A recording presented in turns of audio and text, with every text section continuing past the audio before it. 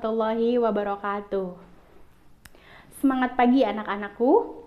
Kelas 8. Di sini Bu Evi akan menjelaskan tentang menemukan unsur-unsur berita.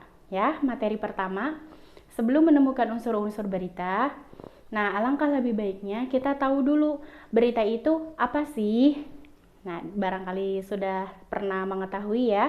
Di sini dijelaskan sekilas kalau berita itu berupa fakta ya atau informasi yang sedang terjadi sekarang maupun masa lampau. Masa lampau di sini bisa kejadian yang telah lalu ya atau kemarin gitu. Itu namanya masa lampau.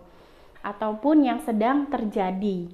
Itu namanya berita yang disampaikan melalui mulut ke mulut maupun media cetak dan media elektronik. Nah, seperti itu berita ya. Lalu, kaitannya apa dengan pembelajaran kita sekarang? Kaitannya sangat besar, sangat banyak ya dengan kehidupan sehari-hari kita. Di Al-Qur'annya juga ada. Misalnya Bu Evi ambil contoh Al-Qur'annya di Quran surat An-Nur ayat 11. Di sana dijelaskan kalau kita ya menyampaikan suatu informasi itu tidak boleh berbohong. Ketika kita menyampaikan sesuatu tidak boleh berdusta. Nah, seperti itu ya. Nah, kemudian kelanjutannya dari menemukan unsur-unsur berita di sini, kalau di dalam bahasa Inggrisnya biasa kita kenal dengan istilah 5W1H. Pernah dengar? Nah, 5W1H di sini misalnya what, who, when, where, why, and then how. Tuh, dari bahasa Inggrisnya ya. Kalau di bahasa Indonesianya dikenal dengan istilah adik Simba. Nah, adik Simba di sini apa yang terjadi atau peristiwa apa yang terjadi di situ begitu ya. Nah, kemudian di mana peristiwa itu terjadi, di mana di sini ditanyakan tempatnya.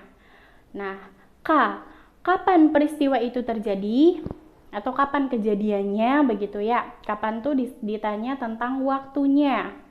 Ya, waktunya sore, pagi atau kapan gitu ya, malam misalnya.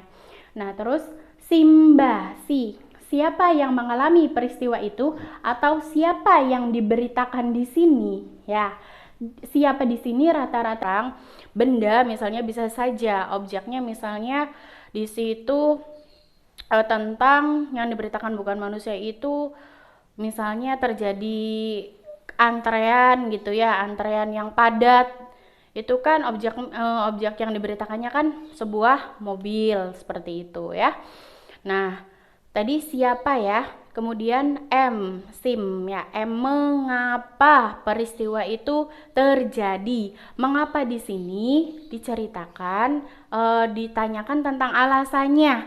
Mengapa sih peristiwa itu tuh bisa terjadi? Gitu ya, ditanya alasannya dan yang terakhir adalah bagaimana peristiwa itu terjadi.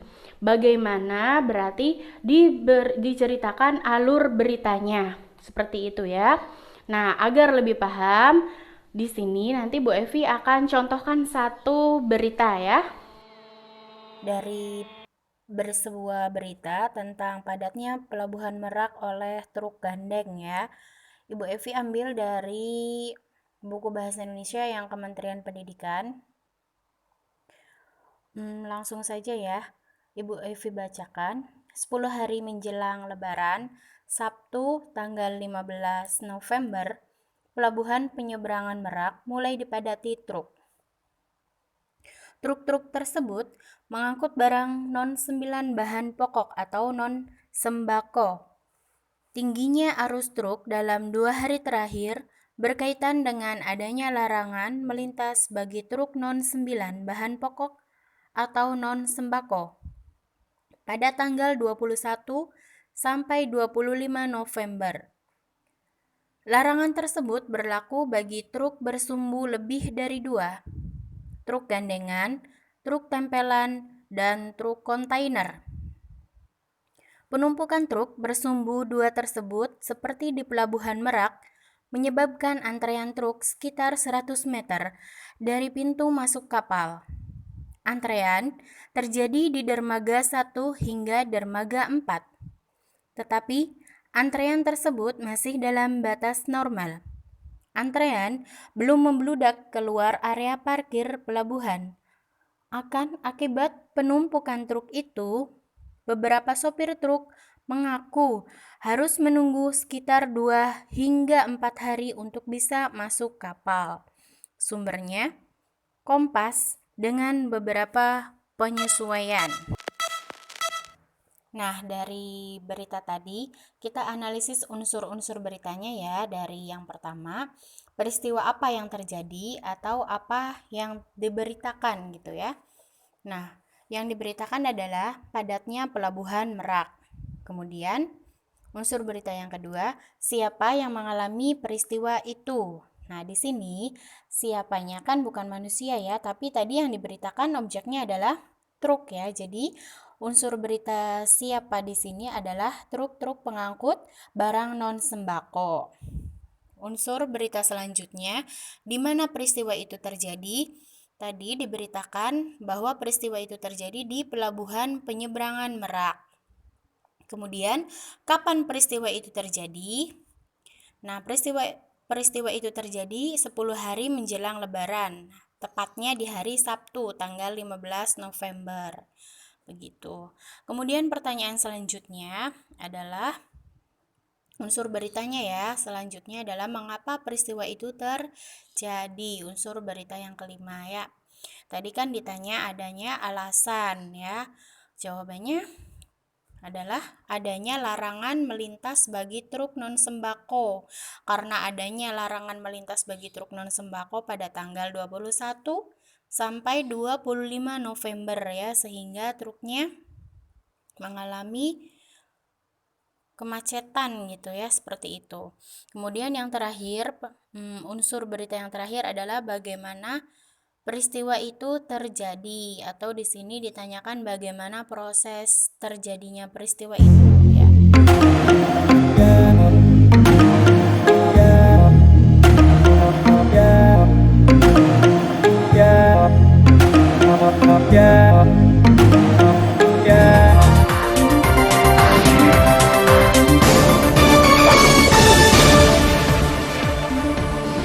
Kami lanjutkan liputan 6 pagi, saudara. Terinspirasi dengan semakin mahalnya bahan bakar minyak, pelajar SMK Negeri 2 Klaten, Jawa Tengah berhasil membuat mobil listrik. Walaupun masih dalam taraf pengembangan, mobil listrik yang dihasilkan sudah cukup memuaskan karena bisa berjalan dengan kecepatan 20 km per jam. Pelajar SMK Negeri 2 Klaten, Jawa Tengah berhasil membuat mobil listrik. Mobil model sport ini dibuat dengan menggunakan mesin DC yang dijalankan dengan 4 buah aki berdaya 12 volt. Meski baru dalam taraf pengembangan, mobil hasil karya pelajar SMK itu sudah bisa dijalankan. Hanya saja kecepatannya masih terbatas, baru 20 km per jam. Para pelajar SMK itu pun harus berusaha melakukan penyempurnaan hasil karyanya. Kita menggunakan motor DC sebagai alat penggeraknya. Nah, motor DC ini kita suplai dengan tenaga aki 12 volt yang berjumlah 4 buah. Aki tersebut kita seri sehingga menjadi 48 volt tegangannya. Dalam merangkai mobil listrik, para pelajar memanfaatkan berbagai barang bekas, sedangkan untuk kerangkanya dibuat sendiri dengan kerangka besi dan fiber. Memberi kesempatan yang luas pada siswa-siswanya semua program keahlian supaya berkreasi dan berinovasi. Jadi ini salah satu karya inovasi adik-adik kita yang program keahlian teknik instalasi tenaga listrik. Untuk membuat mobil listrik ini menghabiskan dana 10 juta rupiah, bantuan dari pihak sekolah. Diharapkan mobil ini bisa menjadi solusi untuk mengatasi semakin mahalnya harga bahan bakar minyak. Rozak Asuri melaporkan dari Klaten. Nah, anak-anak, itu tentang materi menganalisis unsur-unsur berita atau menemukan unsur-unsur berita. Semoga bermanfaat. Terima kasih atas perhatiannya. Wassalamualaikum warahmatullahi wabarakatuh.